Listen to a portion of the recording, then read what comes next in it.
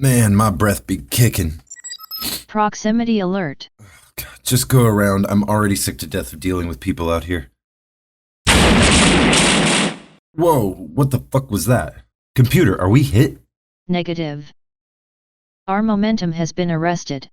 Why do you talk like that? Could we be snagged on another ship or something? Affirmative. Sensor readings could be explained by energetic entanglement. Just say yes and hail them.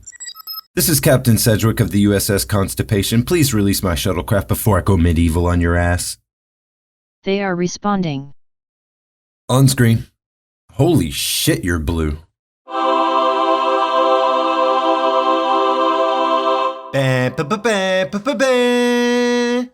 Indeed, I am Endorian. I'm American. What's on your face? You know what? Who cares? Just get your fishing lines out of my prop. Our translators seem to be malfunctioning. It is hard to understand you, but I can assure you that we have not snagged your ship. We seem to be caught in the same predicament. What, so you're stuck too? How did this happen? We are unaware, but have our science officers working diligently to find the answers.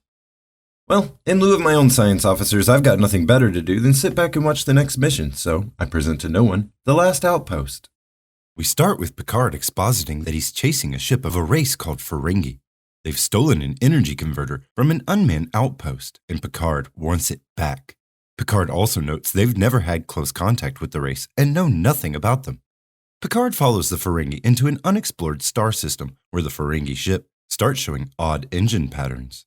The Enterprise impulse engines fluctuate a little also, and the Ferengi fire 2 blasts onto the Enterprise shields.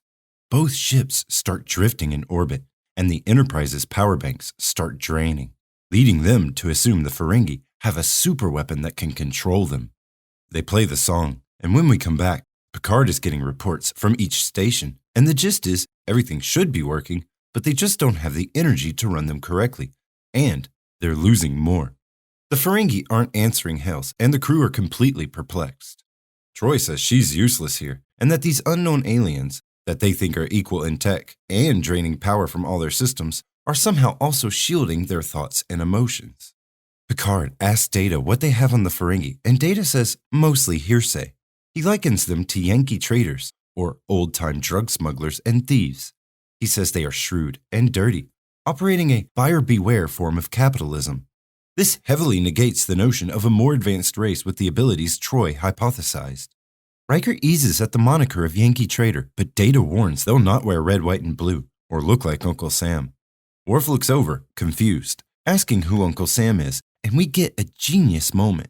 After episodes of forced robot behavior and braggadocious info dumps to deaf ears, they finally get it right. Data offers the info the captain asked for, and even a kitschy warning to the commander. When another non-human seems lost in something that Data knew, he gives a hidden, slight corner-mouth smile, proud of himself for knowing something about humans that someone else didn't for once. He chases this high also by offering more random knowledge when no one asked for it, to find he attained a different result.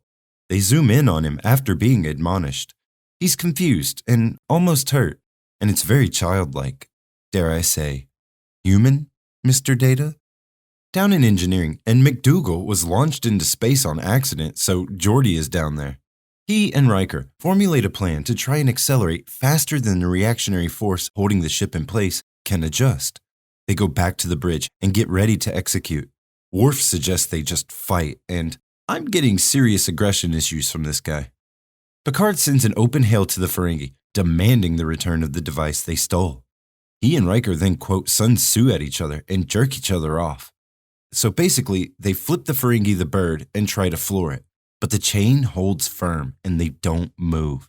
To escalate the tension, someone has hacked into their databanks and is downloading everything. Troy says check out the planet instead of the Ferengi. How'd you know that? What led to that epiphany/suggestion? I guess we gotta move on. Troy also tells Picard to try telling the Ferengi things they want to hear, and maybe they'll respond. So Picard hails them again. Picard puts his hat in his hand and tones down his rhetoric to surrender. But the Ferengi just think he's demanding their surrender, albeit very politely. And realizing this, the crew are even more confused.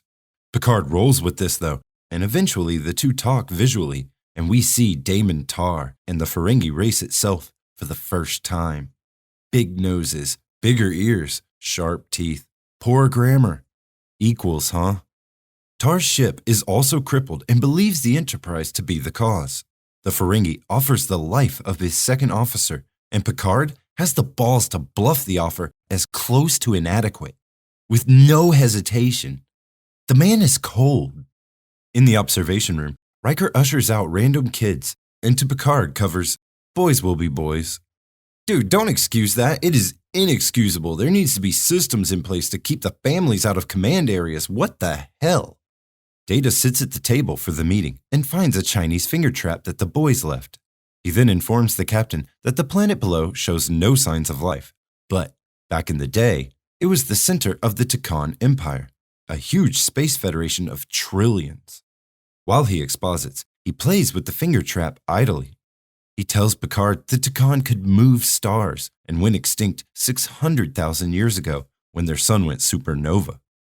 Should have moved that star. Data's idle hands get his fingers trapped and comedy ensues. Supposedly, the android can't figure out the finger trap and Picard shows him the solution. But there's no reason why he shouldn't have figured that out. There's 2 directions to try, and he's supposedly intelligent and sentient.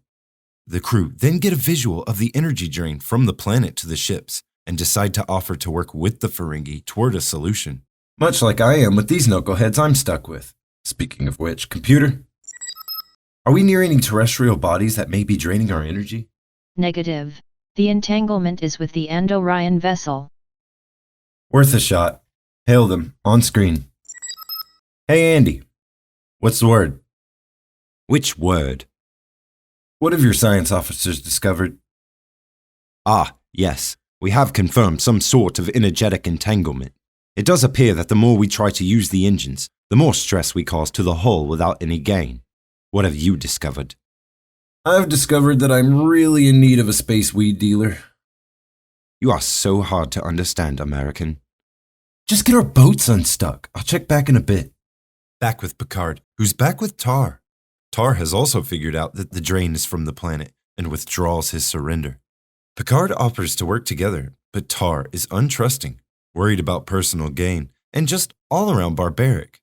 You know, an equal to the Federation. They decide to run a joint away mission to the planet, and Tar warns Picard not to double-cross him. So Tar's definitely going to double-cross Picard. That's called projection, my therapist says. Riker, Data, Geordi, Yar, and Worf all beam down to the surface and are immediately double-crossed and attacked. Back on the ship, everyone is in emergency mode as the energy drain starts depleting the reserves to the point where life support systems are failing. The ship's getting colder, and there's no air scrubbing either. People are slowly dying. Down on the planet, the Ferengi steal the gold communicating badges the feds have. They then continue their projection, accusing the feds of attacking them. So the feds attack them. And it's unintentionally hilarious. They look like they're fighting small children acting like rabid wolverines. Yar, who'd been separated till now, appears and sickens the Ferengi by her clothed presence, stopping the fight. Back on the ship, the doctor and the captain cope with the fact that everyone is likely going to slowly succumb to death. It's getting cold and hard to breathe. The doctor wants to sedate Wesley, which she should do more often. Picard tells her he has the right to meet death in the face, and she asks if that's a male perspective. He looks back at her like, "Bitch." He then turns and grumbles, "Rubbish," as he walks off. Down on the planet, the feds try to phaser the Ferengi, but the large crystalline structures around them draw in the blasts. The Ferengi try their weapons to the same effect, even though they just used theirs perfectly fine around these crystals moments ago. Data says the crystals are draining the energy, and Geordi says the whole planet is a power accumulator. Just then, a portal opens. It's more like a cross between a sentry and an answering machine, but we'll call it the portal. The portal beckons those who meet the challenge. The Ferengi immediately throw Riker under the bus. Riker demands to know who is challenging him, and the portal says the Takan Empire. Riker says they no longer exist, and the portal does not compute. Riker and Data try to convince the portal of the truth, but the Ferengi interrupt that the humans are liars, thieves, and savages. The humans wear gold, withhold tech, and clothe their women. The Ferengi offer to kill them, The feds join in and add themselves that they also allow the natural order to play out on planets, which sometimes leads to the weak being destroyed by the strong. The portal has heard enough, but Riker stands unfazed for judgment. Worf screams that battle should be his, and this guy seems bloodlusty. Why isn't he the head of security? Riker says, "No, I got this." The portal says he will triumph if he knows when to fight and when not to, and uses Riker's name. Then the portal swings a weapon around in sped-up footage and slides his blade next to Riker's head. Riker passed the composure test, but then the portal asks Riker the answer to the telepathic riddle, which Riker answers as fear, and it being the only enemy. The portal reveals he can read minds, and the Ferengi have small, closed minds. Just bury the race some more, guys. Christ, I don't know if I'll ever be able to take this race seriously. It would take one hell of an actor portraying one, and definitely not one of these guys in this episode. The portal and Riker geek out over Sun Tzu, and Riker asks the portal to release the ship. We cut back just in time to see everyone, old and young, weak and strong, sick and healthy, coming back just at the point of death, just in time, at the same time. But yay. The portal asks Riker if he wants him to destroy the Ferengi. Riker says they'd learn nothing from that, though. Ever the noble altruist. Back on the bridge, everyone is playing with finger traps, and Riker says, "Let's send a crate to the Ferengi before we leave." Which again, I'm sure was supposed to be funny, but it wasn't. Real time. The last outpost emerged from the minds of writers Herb Wright and Richard Krasimian, tasked with creating a compelling narrative that would introduce the new Ferengi race. Inspired by their own experiences and observations of capitalism, the writers aimed to craft a unique antagonist for the Federation, one driven by profit and self-interest. Bringing the Ferengi to life presented a formidable task. Costume designer William Ware Thies, in collaboration with makeup artist Michael Westmore, devised a distinctive look for the Ferengi, characterized by large ears, sharp teeth, and odd clothing. Crafting their cultural identity, including a set of rules of acquisition, added depth to the species and set the stage for future development. The episode, as always, encountered various production challenges, including, but not limited to, tight budgets and rushed deadlines, leaving limited time for set design and construction. Additionally, the intricate makeup application for the Ferengi actors required extensive hours, testing the patience and endurance of both the cast and crew. Upon broadcast, reactions to the Ferengi were mixed at best. While their appearance and comical behavior were novel, some fans and critics found the Ferengi less intimidating than anticipated. These were meant to be the new Klingons, after all. Many others pointed out the unfavorable comparison to the Jewish race, inciting more controversy. However, these initial reactions did not deter the creative team, as the Ferengi would evolve into a multifaceted and complex species over subsequent Star Trek series. This episode was an essential learning experience for the production team. It highlighted the importance of character development, cultural nuance, and the balance between humor and drama. And, while it may not have been an instant fan favorite, its significance extends beyond its initial reception. The introduction of the Ferengi enriched the universe, allowing subsequent series like Deep Space Nine to explore their culture and motivations in greater detail. The episode's exploration of ethical and philosophical themes also foreshadowed the thought-provoking narratives that would become a hallmark of the next generation. As fans continue to revisit this episode, they gain insight into the evolution of Star Trek and the broader sci-fi genre. On screen. Yo, Andy, what you got for me? We have formulated a plan. We will try firing a photon torpedo to detonate in between our ships in hopes of dislodging the entanglement. Whoa. We're pretty close and I'm pretty small. That might destroy my ship, bro. Our other plan was to just fire at your shuttle and carry on. Hold up, man. We're stuck together like a stupid finger trap. Andy, we've tried pulling away from each other and that doesn't work. So let's try moving slowly towards each other and give that a try.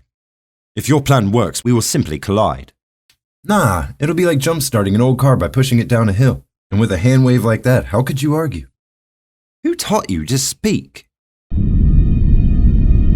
It's working. She's moving. Computer, punch, engage. What an asshole.